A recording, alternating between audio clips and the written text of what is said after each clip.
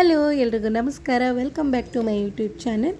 ಇವತ್ತಿನ ಈ ವಿಡಿಯೋದಲ್ಲಿ ಸ್ವಲ್ಪ ಕೆಲವೊಂದು ರೆಸಿಪೀಸ್ ಹಾಗೆ ಒಂದು ಹೇರ್ ಕೇರ್ ರೂಟೀನ್ ಕೂಡ ನಿಮ್ಮ ಹತ್ರ ಶೇರ್ ಮಾಡ್ಕೋತಾ ಇದ್ದೀನಿ.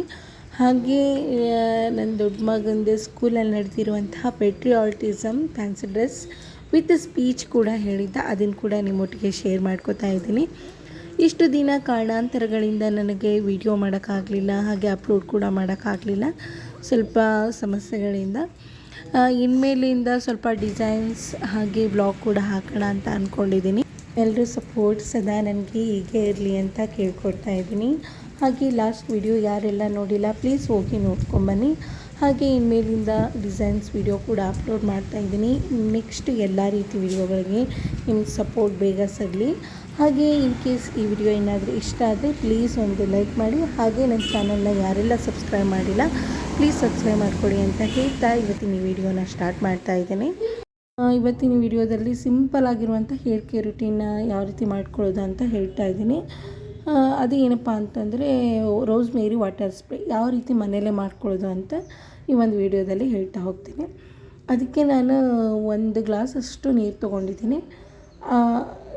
ಅದಕ್ಕೆ ನಿಮಗೆ ನಾನು ಮನೆಯಲ್ಲೇ ಮಾಡ್ಕೊಳ್ಳೋದ್ರಿಂದ ನನಗೆ 1 ವಾರಕ್ಕೆ ಮಾತ್ರ ಬೇಕಾಗಿರೋದ್ರಿಂದ ಇಷ್ಟು ಮಾತ್ರ ಮಾಡ್ಕೊಳ್ತಾ ಇದ್ದೀನಿ. ನಿಮಗೆ ಜಾಸ್ತಿ ಕ್ವಾಂಟಿಟಿ ಬೇಕಂದರೆ ಮಾಡ್ಕೋಬೋದು, ಆದರೆ ಸ್ವಲ್ಪ ಕಮ್ಮಿ ಮಾಡಿಕೊಂಡ್ರೆ ಅವಾಗವಾಗ ಮಾಡ್ಕೊಳಕ್ಕೆ ಚಲೋ ಆಗುತ್ತೆ ಅಂತಂದು ಕಮ್ಮಿ ಮಾಡ್ಕೊಳ್ತಾ ಇದ್ದೀನಿ. ಅದಕ್ಕೆ ನಾನು 1 ಗ್ಲಾಸ್ ನೀರಿಗೆ ಒಂದು 7ರಿಂದ 8 ಲವಂಗ ಹಾಕ್ಕೋತಾ ಇದ್ದೀನಿ. ಅದಾದಮೇಲೆ ಒಂದು ಅರ್ಧ ಟೇಬಲ್ ಸ್ಪೂನಷ್ಟು ಏನು ಮೆಂತ್ಯ ಕಾಳನ್ನು ಹಾಕ್ಕೋತಾ ಇದ್ದೀನಿ. ಮೆಂತ್ಯ ಕಾಳು ತುಂಬ ಒಳ್ಳೆಯದು ಹೇರ್ ಗ್ರೋತ್ಗೆ, ಅದಕ್ಕೆ ನಾನು ಮೆಂತ್ಯ ಕಾಳು ಕೂಡ ಹಾಕ್ತಾಯಿದ್ದೀನಿ. ಇದು ಸ್ವಲ್ಪ ಬಿಸಿ ಏನಿರುತ್ತಲ್ಲ ಅದ್ರದ್ದು ಏನು ಕಲರ್ ಎಲ್ಲ ಇರುತ್ತಲ್ಲ ಬಿಟ್ಕೋಬೇಕು. ಅದ್ರ ಜೊತೆಗೆ ಒಂದು 8ರಿಂದ 10 ಎಲೆಯಷ್ಟು ಕರ್ಬೇವಿನ ಎಲೆ ಹಾಕ್ಕೋತಾ ಇದ್ದೀನಿ. ಇವೆಲ್ಲ ಹೇರ್ ಗ್ರೋತ್ಗೆ ತುಂಬ ಒಳ್ಳೆಯದು. ಇದ್ರ ಜೊತೆಗೆ ನಾನು ಈ ರೋಸ್ ಮೇರಿ ಲೀವ್ಸ್ ಇರುತ್ತಲ್ಲ ಅದು 1 ಟೇಬಲ್ ಸ್ಪೂನಷ್ಟು ಹಾಕ್ಕೋತಾ ಇದ್ದೀನಿ. ಇದನ್ನೆಲ್ಲ ಹಾಕ್ಕೊಂಡು ಸ್ವಲ್ಪ ಚೆನ್ನಾಗಿ ಬಿಸಿ ಆಗೋವರೆಗೂ ಮಿಕ್ಸ್ ಮಾಡಬೇಕು. ಏನು ಒಂದು ಕುದಿ ಅಂತಾರಲ್ಲ ಅಷ್ಟು ಬಂದರೆ ಸಾಕು.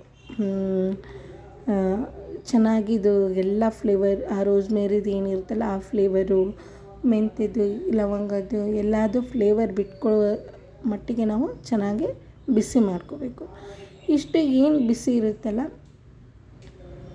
ಅದಾದಮೇಲೆ ಬಿಟ್ಕೊಂಡು ಇದು ಫುಲ್ಲು ತಣ್ಣಗಾಗಬೇಕು, ಅಥವಾ ಫುಲ್ ಓವರ್ ನೈಟ್ ಇಟ್ಟರು ತುಂಬಾ ಒಳ್ಳೆಯದು. ಓವರ್ ನೈಟ್ ಇಟ್ಬಿಟ್ಟು ಏನು ಮಾರ್ನಿಂಗ್ ಫುಲ್ ತಣ್ಣಗಾದಮೇಲೆ ಅದನ್ನು ಫಿಲ್ಟ್ರ್ ಮಾಡಿಕೊಂಡು ಒಂದು ಬಾಟ್ಲಲ್ಲಿ ಶೇಖರಣೆ ಮಾಡಿಟ್ಕೊಂಡ್ರೆ ಏನಿದು ರೋಸ್ ಮೇರಿ ವಾಟರ್ ಸ್ಪ್ರೇ ಏನಿರುತ್ತಲ್ಲ ಅದು ರೆಡಿ ಆಗುತ್ತೆ.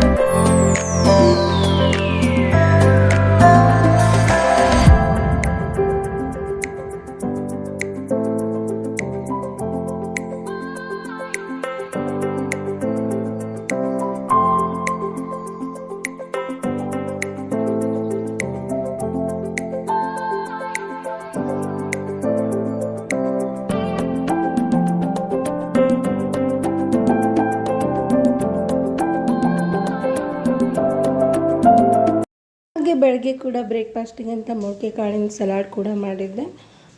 ಬೆಳಗ್ಗೆ ಒಂದು ಪ್ರೋಟೀನ್ ಯುಕ್ತವಾದಂಥ ಆಹಾರ ತೊಗೊಂಡ್ರೆ ನಮ್ಮ ದೇಹಕ್ಕೆ ತುಂಬ ಒಳ್ಳೆಯದು ಅಂತಂದು ಇವತ್ತು ಸ್ವಲ್ಪ ಈ ಮೊಳಕೆ ಕಾಳನ್ನು ಆಲ್ರೆಡಿ ನೆನೆಸಿಟ್ಟಿದ್ದೆ.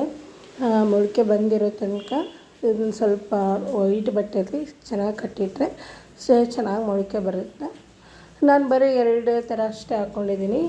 ಒಂದು ಹೆಸರು ಕಾಳು, ಇನ್ನೊಂದು ಕಡಲೆಕಾಳು. ನಿಮಗೆ ಬೇಕಾದರೆ ಹುರುಳಿಕಾಳು ಅಥವಾ ಮಡಿಕೆ ಕಾಳು ಯಾವುದಾದ್ರೂ ಹಾಕ್ಕೋಬೋದು.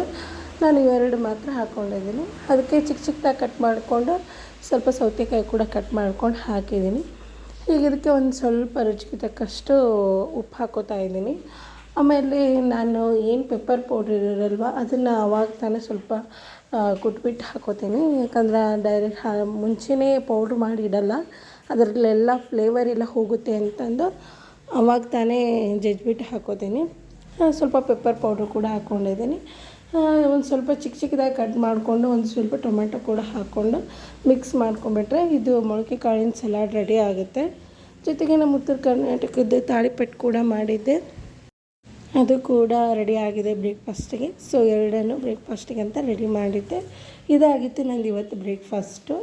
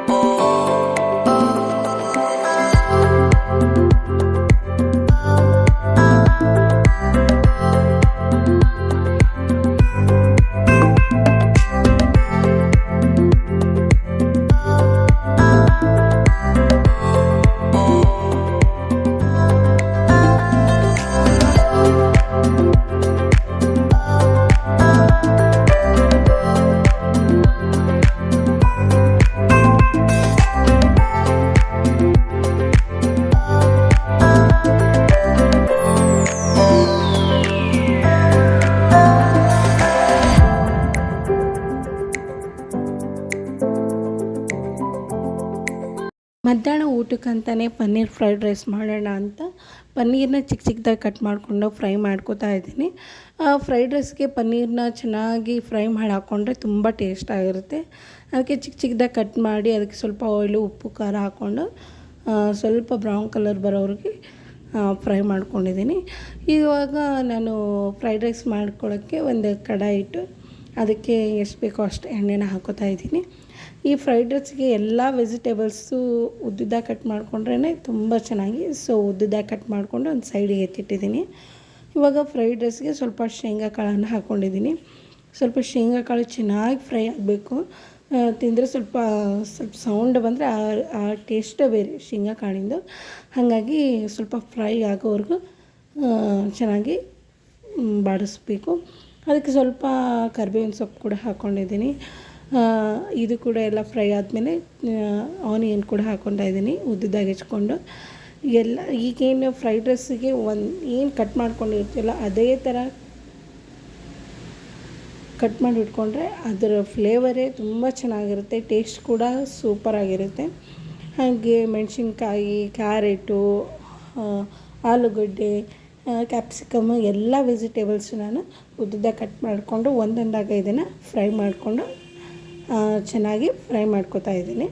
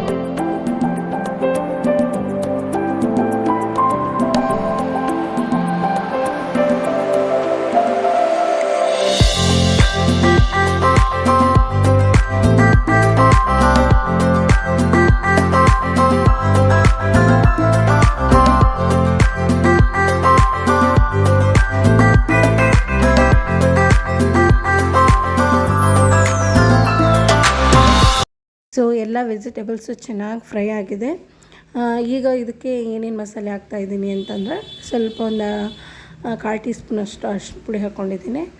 ಒಂದು 1/2 ಟೀ ಸ್ಪೂನಷ್ಟು ಗರಂ ಮಸಾಲ ಪೌಡ್ರ್ ಹಾಕ್ಕೊಂಡಿದ್ದೀನಿ. ನಿಮ್ಗೆ ಏನಾದರೂ ಬೇಕಾದರೆ ಚಾಟ್ ಮಸಾಲೆ ಈ ಥರ ಹಾಕೋಬೋದು.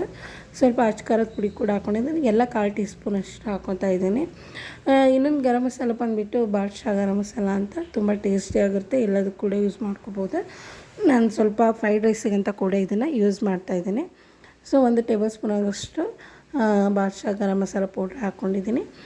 ಇನ್ನೊಂದು ಏನಪ್ಪ ಅಂತಂದರೆ ಫ್ರೈಡ್ ರೈಸ್ಗೆ ಇನ್ನೂ ತುಂಬ ಟೇಸ್ಟ್ ಬರಬೇಕಂತಂದರೆ, ಈಗ ಏನು ಮ್ಯಾಗಿ ಮಾಡೋದಿಲ್ವ ನಾವು, ಅದರಲ್ಲಿ ಮ್ಯಾಗಿ ಮಸಾಲ ಕೊಟ್ಟಿರ್ತಾರೆ. ಸೊ ಆ ಪೌಡ್ರು ಕೂಡ ಹಾಕ್ಕೊಂಬಿಟ್ರೆ ತುಂಬಾ ಟೇಸ್ಟ್ ಬರುತ್ತದೆ. ಸೊ ಅದನ್ನು ಕೂಡ ನಾನು ಒಂದು ಪ್ಯಾಕೆಟ್ನ ಕಟ್ ಮಾಡಿಕೊಂಡು ಹಾಕ್ಕೋತಾ ಇದ್ದೀನಿ. ಇದನ್ನೆಲ್ಲ ಹಾಕ್ಕೊಂಡು ಚೆನ್ನಾಗಿ ಮಿಕ್ಸ್ ಮಾಡ್ಕೊಂಬಿಟ್ರೆ ಈ ಫ್ರೈಡ್ ರೈಸ್ ಗ್ರೇವಿ ಇರುತ್ತಲ್ಲ, ಸೂಪರಾಗಿ ರೆಡಿ ಆಗುತ್ತೆ. ನಾವೇನು ಬಿಸಿ ಮಾಡ್ಕೊಂಡಿರುವಂತಹ ಅನ್ನನ ಹಾಕ್ಬಿಟ್ಟು ಚೆನ್ನಾಗಿ ಮಿಕ್ಸ್ ಮಾಡ್ಕೊಂಬಿಟ್ರೆ ಫ್ರೈಡ್ ರೈಸ್ ರೆಡಿ ಆಗುತ್ತೆ. ನಿಮಗೇನಾದರೂ ಸಾಲ್ಟ್ ಬೇಕಾಗಿದ್ದರೆ ನಿಮಗೆ ಎಷ್ಟು ರುಚಿಗೆ ತಕ್ಕಷ್ಟು ಸಾಲ್ಟ್ ಹಾಕ್ಕೊಂಡು ಚೆನ್ನಾಗಿ ಮಿಕ್ಸ್ ಮಾಡ್ಕೊಂಬಿಟ್ರೆ ಫ್ರೈಡ್ ರೈಸ್ ರೆಡಿ ಆಗುತ್ತೆ. ಆಮೇಲೆ ನೆಕ್ಸ್ಟ್ ಇದು ಎಲ್ಲ ಗ್ರೇವಿ ಟೆಕ್ಸ್ಚರ್ ಏನು ರೈಸ್ಗೆಲ್ಲ ಮಿಕ್ಸ್ ಆದಮೇಲೆ ಅಬ್ಸರ್ವ್ ಆದಮೇಲೆ ನಾವೇನು ಫ್ರೈ ಮಾಡ್ಕೊಂಡಿರುವಂತಹ ಪನ್ನೀರ್ ಕ್ಯೂಬ್ಸ್ ಏನಿರುತ್ತಲ್ಲ ಅದನ್ನು ಹಾಕಿ ಚೆನ್ನಾಗಿ ಮಿಕ್ಸ್ ಮಾಡ್ಕೊಂಬಿಟ್ರೆ ಸೂಪರಾಗಿರುವಂತಹ ಡೆಲಿಷಿಯಸ್ ಆಗಿರುವಂತಹ ಪನ್ನೀರ್ ಫ್ರೈಡ್ ರೈಸ್ ರೆಡಿ ಆಗುತ್ತೆ. ನೀವು ಕೂಡ ಇದೇ ಥರ ನಿಮ್ಮ ಮನೇಲಿ ಮಾಡ್ಕೊತಿದ್ರೆ ಹೇಗೆ ಬಂತು ಅಂತ ಕಮೆಂಟ್ ಸೆಕ್ಷನಲ್ಲಿ ತಿಳಿಸಿ. ಖಂಡಿತ ಕೂಡ ತುಂಬ ಟೇಸ್ಟಿಯಾಗಿರುತ್ತೆ. ಎಲ್ಲರೂ ಕೂಡ ನಮ್ಮ ಮನೆಯಲ್ಲಂತೂ ತಿಂದು ಸೂಪರಾಗಿದೆ ಅಂತ ಹೇಳಿದರು. ನೀವು ಕೂಡ ಟ್ರೈ ಮಾಡಿ ನೋಡಿ ಒಂದ್ಸಲ ಅಂತ ಹೇಳ್ತಾ, ಇದು ನಂದು ಮಧ್ಯಾಹ್ನದ್ದು ಫ್ರೈಡ್ ರೈಸ್ ಈ ರೀತಿಯಾಗಿತ್ತು.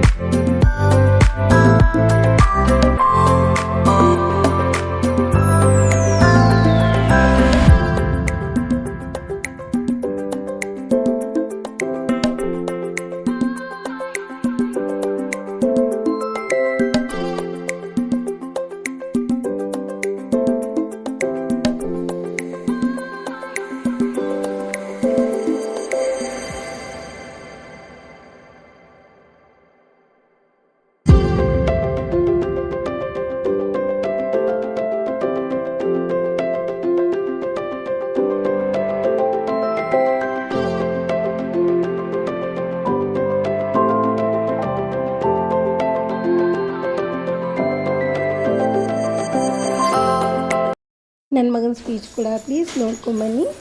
इनकलाब जिंदाबाद, सबरा जवान मुर्दाबाद, जिंदगी को अपने दम पर जिया जाते हैं, दूसरों के कंधे पर 6 जना जाते हैं, दुश्मन नानी को मार सकते हैं, लेकिन उसकी विचारण को नहीं, उन विचारण को अपनी खून के लकीर से खींचेंगे. ये शरीर मिट्टी से बना हुआ है और मिट्टी में मिल जाएगा. हम सब उसको बोलेंगे इनकलाब जिंदाबाद. Thank you. ಸೊ ಇದಾಗಿತ್ತು ಇವತ್ತಿನ ವಿಡಿಯೋ. ಖಂಡಿತ ಈ ವಿಡಿಯೋ ನಿಮಗೆ ಇಷ್ಟ ಆಗಿದೆ ಅಂದ್ಕೊಳ್ತೀನಿ. ಇನ್ ಕೇಸ್ ಈ ವಿಡಿಯೋ ಏನಾದರೂ ನಿಮಗೆ ಯೂಸ್ಫುಲ್ ಅನಿಸಿದರೆ ಪ್ಲೀಸ್ ನನ್ನ ಚಾನಲ್ನ ಸಬ್ಸ್ಕ್ರೈಬ್ ಮಾಡಿ, ಲೈಕ್ ಮಾಡಿ ಅಂತ ಹೇಳ್ತಾ ಈ ವಿಡಿಯೋನ ಎಂಡ್ ಮಾಡ್ತಾಯಿದ್ದೀನಿ. ನೆಕ್ಸ್ಟ್ ವೀಡಿಯೋಸ್ ನಾನು ಡಿಸೈನ್ಸ್ ವ್ಲಾಗ್ಸ್ ಸ್ವಲ್ಪ ಕಂಟಿನ್ಯೂಸ್ ಆಗಿ ಹಾಕಬೇಕಂತ ಅಂದ್ಕೊಂಡಿದ್ದೀನಿ. ನಿಮ್ಮೆಲ್ಲರ ಸಪೋರ್ಟ್ ಪ್ಲೀಸ್ ನನಗೆ ಬೇಕು. ಯೂಟ್ಯೂಬ್ ಚಾನಲ್ನ ಗ್ರೋತ್ ಆಗಬೇಕಂದ್ರೆ ಪ್ಲೀಸ್ ಸಪೋರ್ಟ್ ಮಾಡಿ ಅಂತ ಹೇಳ್ತಾ ಈ ವಿಡಿಯೋನ ಎಂಡ್ ಮಾಡ್ತಾಯಿದ್ದೀನಿ. ಸೊ ಎಲ್ರಿಗೂ ಥ್ಯಾಂಕ್ ಯು ಸೋ ಮಚ್.